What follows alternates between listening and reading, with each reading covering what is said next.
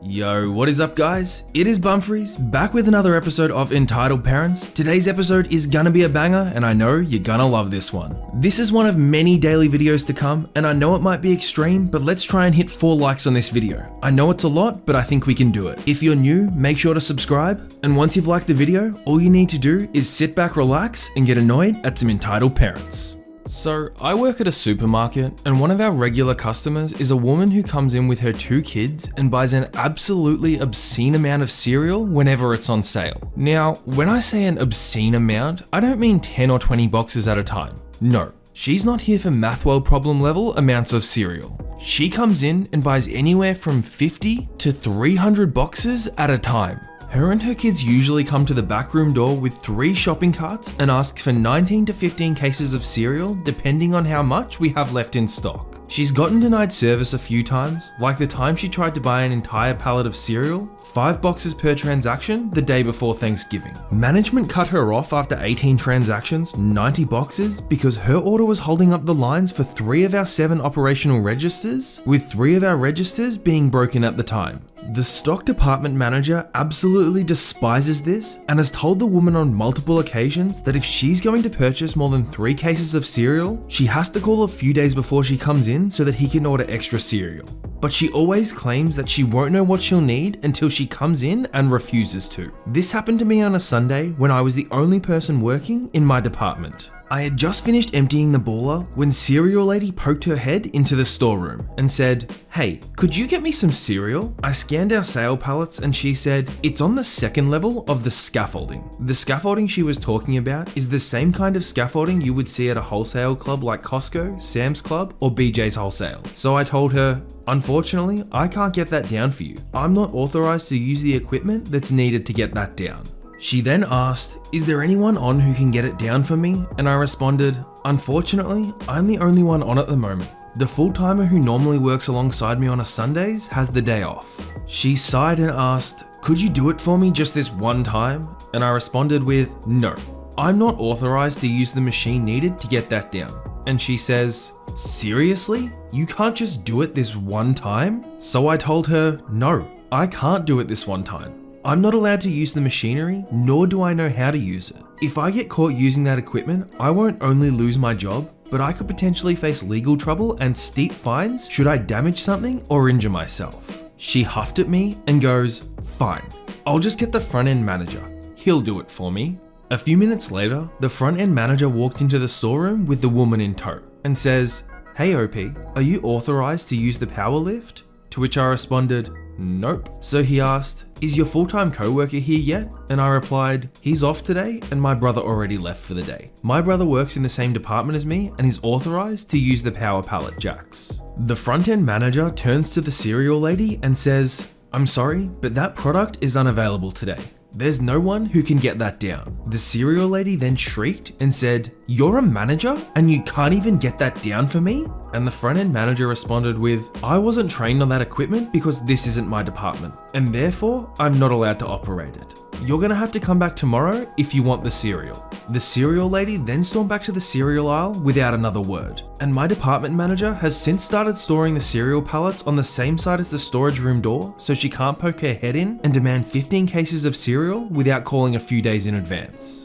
You know, for the life of me, I really cannot think of a good solid reason why this lady would be buying upwards of 300 boxes of cereal at a time. I mean, it's fair enough if you see a good sale and you're like, I wouldn't mind buying a couple of boxes just so I've got them hanging around for a little while, but to buy potentially 300 boxes at a time, there has to be something more sinister going on. But I mean, hey, each to their own. If you want to buy 300 boxes of cereal at a time, that's fine. But don't try and force people to do things that they're not physically capable of doing for your own selfish reasons. This happened years ago when my son was a toddler at a trampoline park. My son was in the toddler playing area in the foam pit, which is only for ages 3 and under. I was sitting on the edge watching him and he was the only kid in the pit at the time. Suddenly, this 6-year-old girl approaches us and starts to jump in the foam pit. I pointed out that my son was playing where she was trying to jump and asked her to jump somewhere else. It's a huge space and she had plenty of options. She says no and jumps right on top of my son. Her feet landed on his head and he starts screaming. So I jump in to grab him and pull him out. I took him to a bench and I'm checking him for damage and trying to calm him down. The girl and her mum approached and I'm thinking that she's going to check to see if my son is okay. Well, I was wrong. She starts ripping into me, saying how dare I frighten her daughter. I say to her, "Excuse me? What?" She said that her daughter is upset because I scared her when I jumped in to attend to my crying child. Just note that I didn't say anything to her daughter. I didn't touch her at all. I just jumped in, grabbed my son, and left. I was too worried about him to bother with her at all. I told her, "You have got to be kidding me. Your daughter jumped on my toddler's head and you want an apology from me?" She said, "She's a kid. She wasn't paying attention. It was an accident, but you hurt her feelings and you need to apologize." I told her, "No the heck it wasn't. I asked her not to jump on him and she told me no one jumped on him before I could stop her. And you can see that my son is hurt and hysterical. And you think now is a good time to stomp over here and demand an apology? I need to attend to my toddler. I don't give a damn about your daughter's feelings. F off." She went to get an employee and he comes over and asks my side of the story. I told him what happened and he can see that my son has a huge footprint forming on his head. He goes back to her and tells her, "Ma'am, you need to leave as you're violating the rules." It clearly stated on the foam pit that it is only for kids under 3. It also states in our form that you had to sign that children need to be supervised by their parent in the kids area. You clearly were not paying attention to your child. So she finally takes her daughter and leaves. The level of entitlement that someone has to show for their kid to have to injure somebody else's child and then demand that the parent of the injured child apologizes to them is unbelievable. I mean, even her child's attitude in the first place, getting asked to jump somewhere else and just saying no, and then proceeding to jump on a toddler's head, that is a level of entitlement that is learned from the parent. How does that saying go? Like mother, like daughter? Seems like it fits perfectly into this story. So I, a 32-year-old female, have recently begun communicating with my biological father after 14 years of no contact. I have spent years in therapy working on developing healthy boundaries and fiercely protecting them. My biological father's father recently passed and he reached out to me via Messenger as he doesn't have my phone number. We started speaking, but I was clear from the start that my sister wanted no contact or to be spoken about. I made it clear that my mum, sister, and dad, technically stepdad, but he raised me and I love him dearly, were off limits. I was also clear that I wasn't looking for him to be my dad and that if he was interested in it, I was open to being adult acquaintances or possibly friends. Fast forward and my sister is pregnant. I didn't tell him as again, it was off limits. That side of the family is very toxic and no one talks directly with one another, but instead, there's this weird telephone game where they all talk about each other. My brother-in-law finally told my grandmother and the telephone chain began. So one night, my phone starts blowing up at 10 PM. He starts going on about my mum being crazy and that he didn't abandon us, that the annulment that he got was only so he could marry his second wife. Keep in mind, he's now on number 4. The final text was, "What is your sister's new baby's name?" I didn't respond and just let the messages roll in and didn't knee-jerk respond as he was hoping.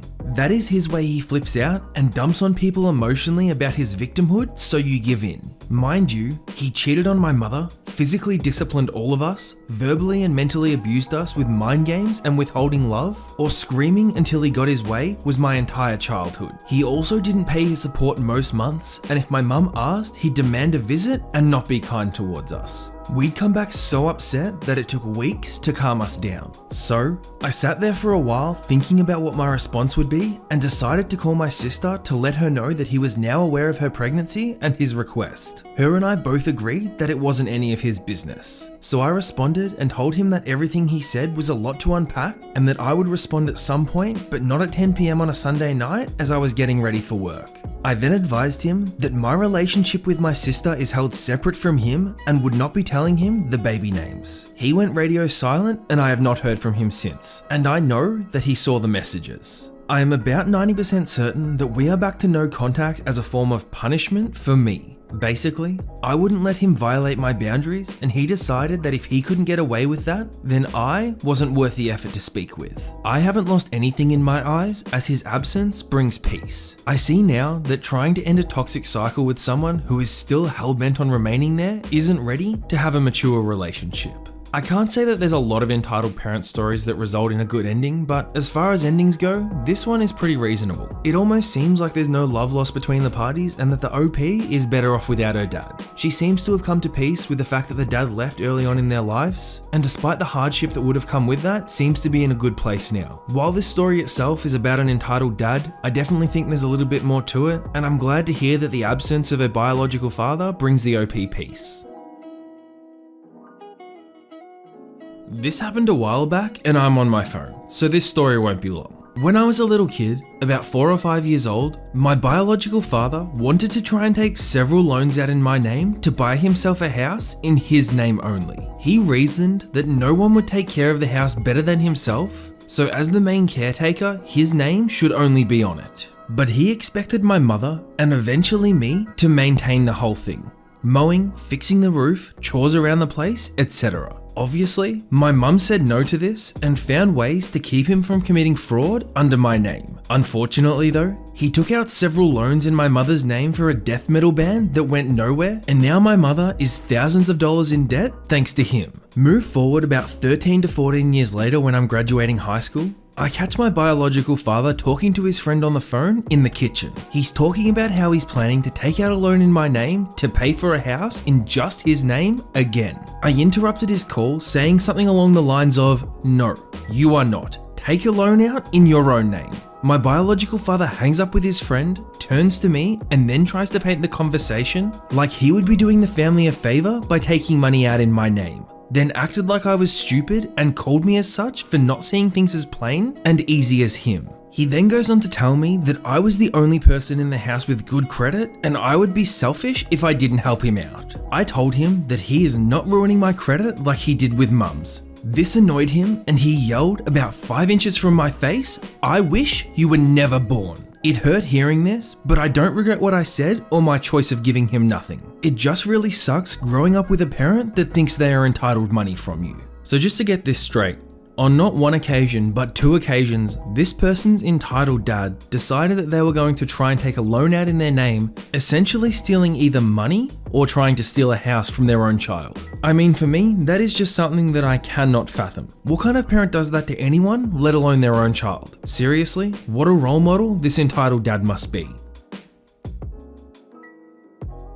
Alright everyone, that is that for today's episode of Entitled Parents. I just want to start off by saying thank you so much for watching and I hope you enjoyed the video. If you did enjoy, don't forget to smash the like button down below. It really helps me out and helps with the algorithm so that more people can see these videos. Super quick outro today, but you did hear correctly, there will be daily videos coming from today, so you've absolutely got something to look forward to every single day. Tomorrow's episode is going to be choosing beggars, so make sure to keep an eye out for that. That's going to be it for today's video though guys. You will see 2 videos on your screen right now, one of which I would highly suggest you click on if you want to cure a bit of boredom. Anyway, thank you all again for watching. I hope you're having a fantastic day, and I'll see you guys tomorrow for that brand new episode of Choosing Beggars. Bye.